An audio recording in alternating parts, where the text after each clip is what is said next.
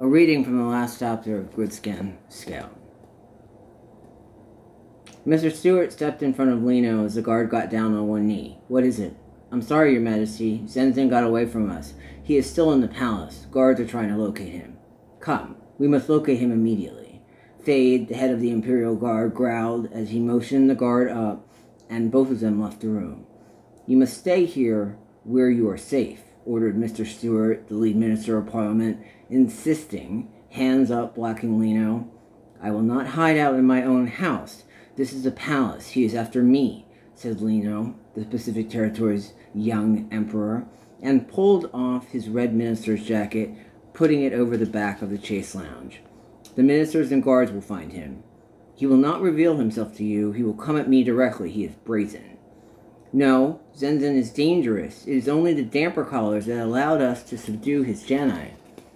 Warriors, this is Ryuho. I will go after him. This is the only way this will end. Lino picked up his jacket and threw it at Mr. Stewart. Look after that. I'll be wanting it back. Lino smiled at Mr. Stewart and pulled off his tie, dropping it on the floor, stepping over it with an air of finality. Put a detail on Annis the Viceroy, my cousin, and Janet, my consort. Ensure no harm comes to them. Yes, Your Majesty. Let me send guards with you. No, Mr. Stewart. I have been waiting for a long time for this. Hopefully this will end peacefully. Lino rolled up his sleeves and ran his hand through his hair nervously. Do you know where to find him? I have a feeling. Let's just call it a hunch. Be careful. I know, Mr. Stewart.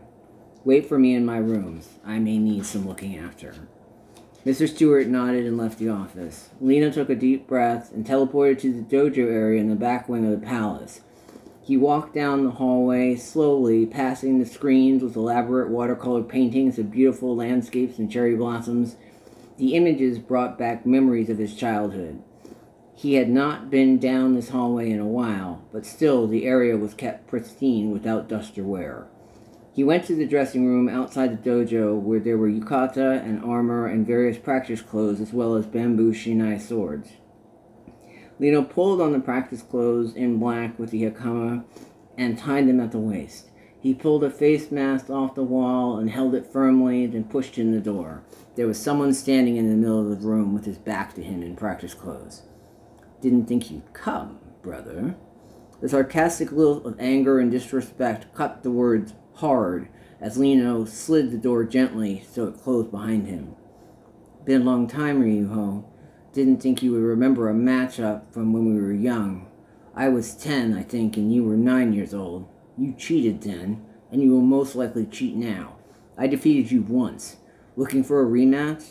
Lino took a position in the center of the room, facing off. I've hated you since that day. Nothing has changed. Lino stared at Zenzen. Ryuho, holding a face mask in his hand, a sword hiding in the ties at his waist. Ryuho brought his hand up to his face. It is time. The trapping of deceptions are of no more use. He dug his fingers into his face, pulling at the senso fabric mask hiding his features. The sticky substance pulled away as it stretched, and he yanked it off his skin, throwing it on the floor. The remains of the tacky substance left behind as he pulled off the remaining pieces. It is you, Lino confirmed. It was Ryuho masquerading as Zenzen. Then who did I kill? One Atlantia Federation royal is as good as any other. It doesn't matter. Come, we dally too long. Ryuho brought the kendo mask up and put it on, adjusting it over his head. Lino took his own mask and put it on, stepping to the back of the room, covered in the Imperial Guard banner and coat of arms with swords and other weapons hanging from the wall. Lino picked up the red sheath of the Imperial Guard sword, known as the Death Scale, which, used tonight Imperial Guard, the sword had seen gruesome battle and would once more see action. Lino pulled the sword off the wall and stepped up to Ryuho, who turned to face him. The death scale takes no prisoners. I will not hold back. Ryuho pulled the sword out from his waist and removed it from the sheath, chucking it to the side.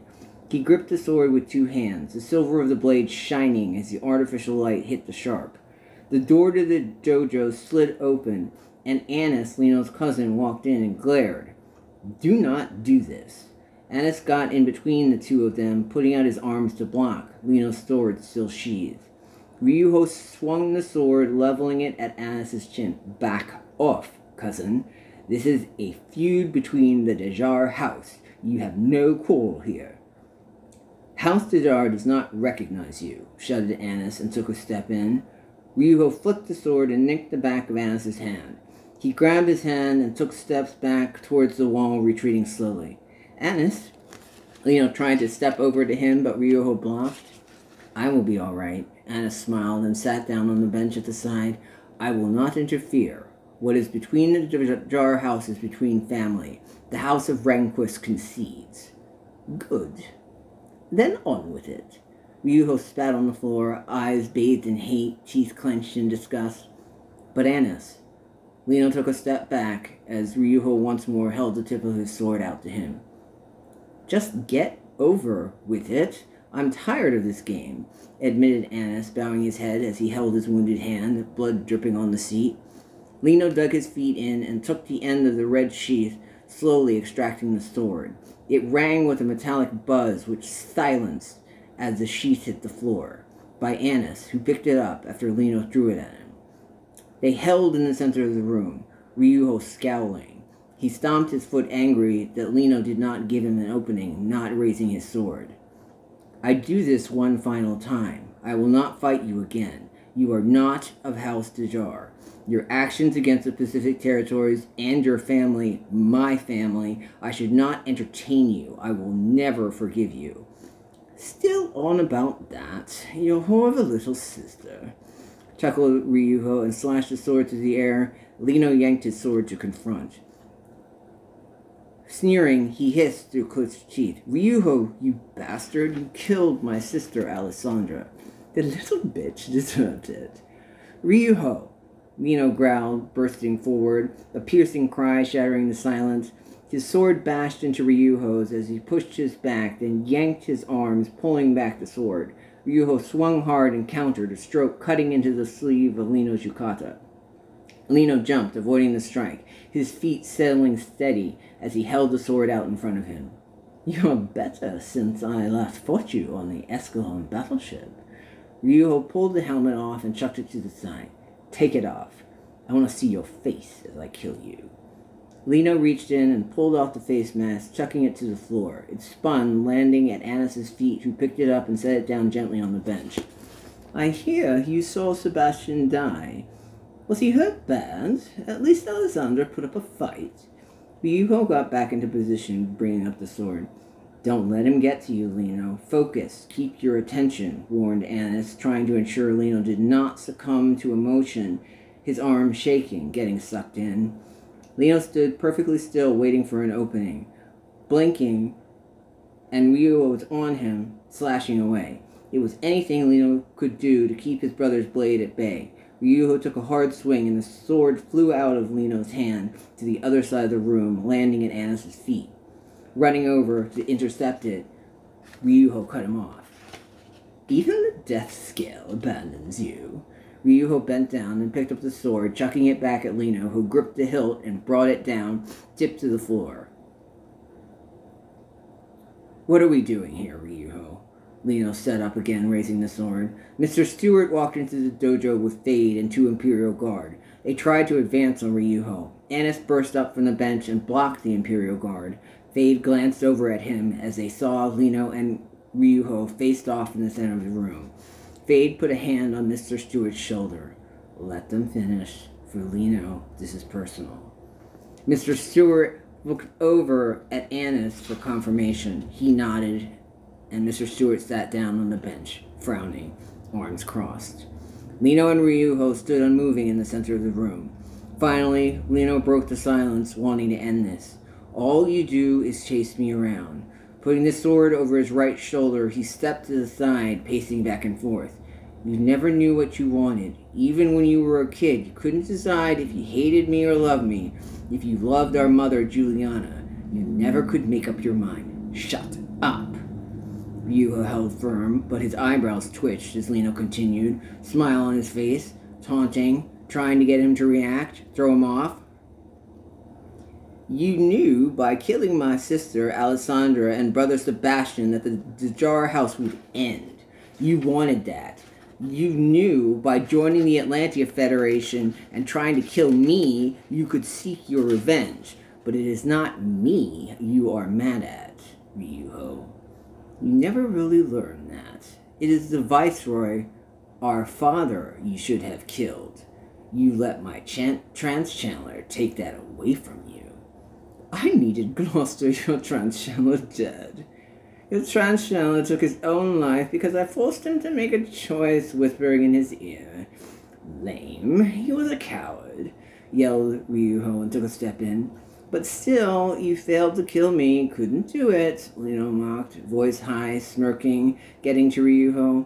Ryuho lunged in response, as Lino brought the sword up, blocking the ferocious clash. Ryuho stepped forward, thrusting, and caught Lino in the side.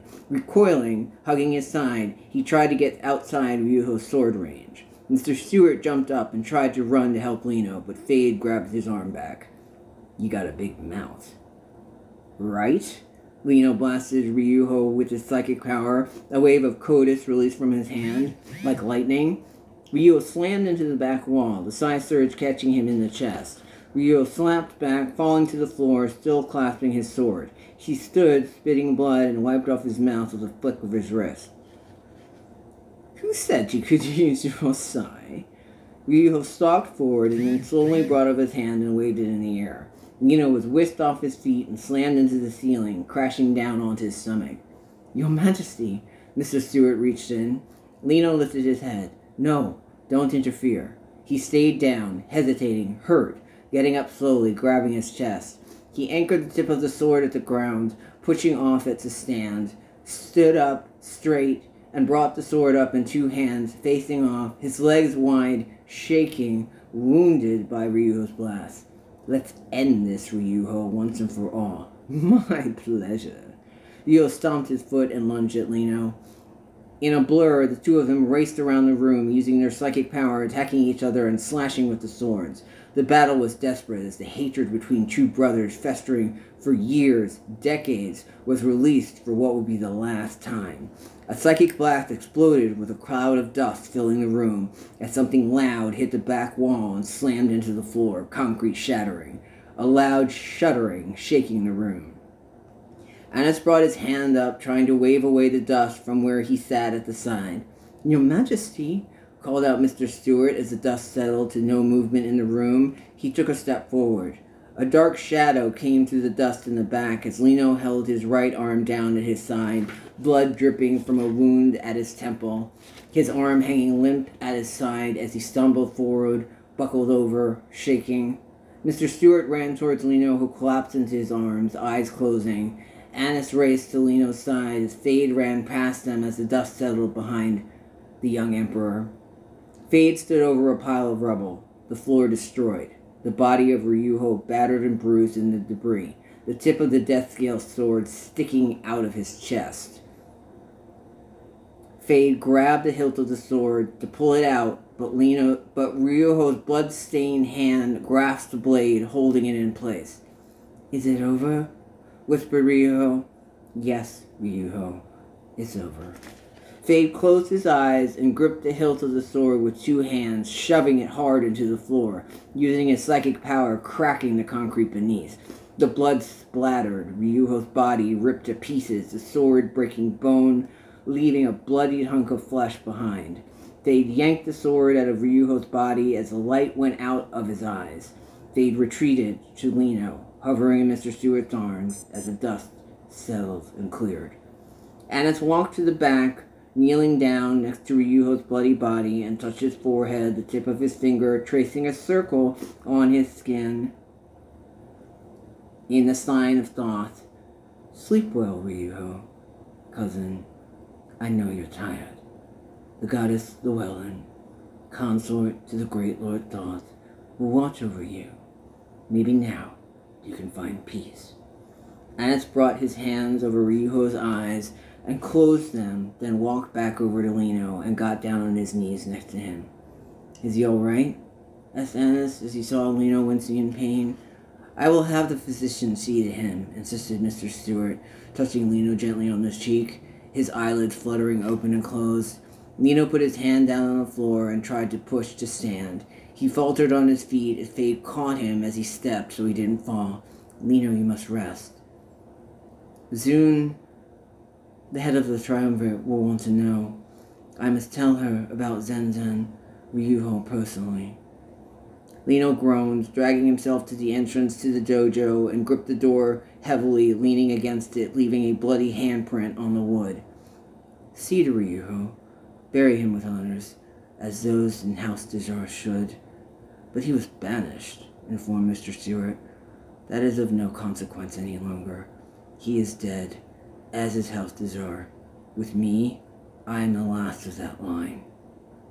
Lino pushed off the wall and shuffled down the hallway, holding his arm. He walked past Imperial Guard, bloodied and bruised. Ministers in the hallway whispered as he labored, passing Janet, his consort, in the living quarters on his way to his offices.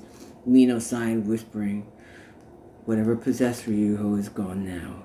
He is at peace. Lino went in the room and threw himself down at his desk, head back, eyes closed, exhausted. Mr. Stewart stopped Janet from entering the room.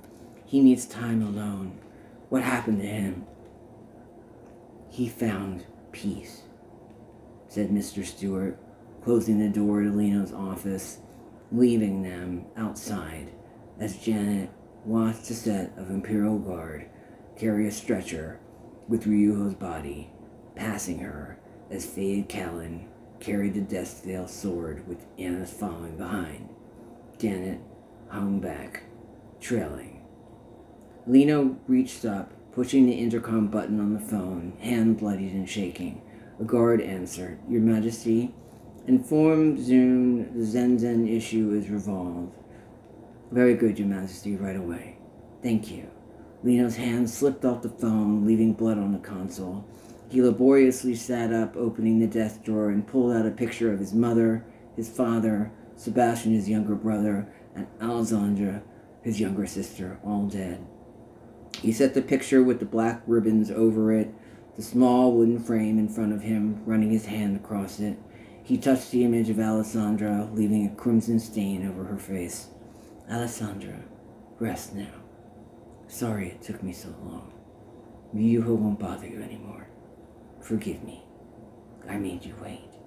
Can you forgive your reckless and arrogant brother? Lino closed his eyes and leaned back in the chair, longing for an answer.